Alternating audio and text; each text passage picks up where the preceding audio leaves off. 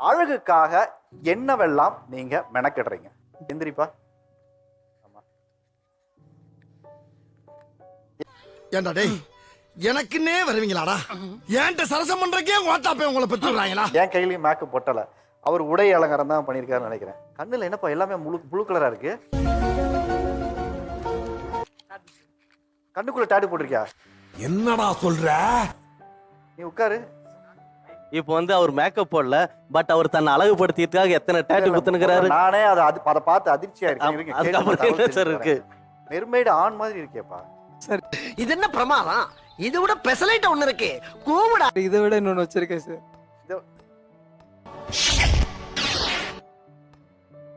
Sir இதெல்லாம் அழகா sir?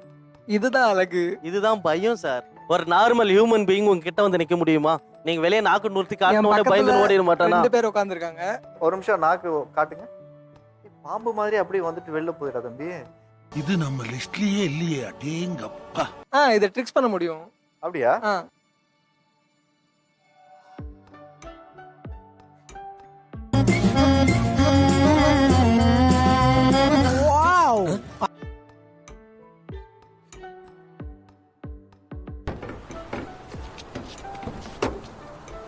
டேய் என்னடா மூஞ்சி இது?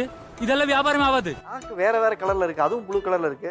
ஆக்சுவலி அதுல 3 கலர் நான் ஃபில் பண்ணிருக்கேன். Blue, yellow and green.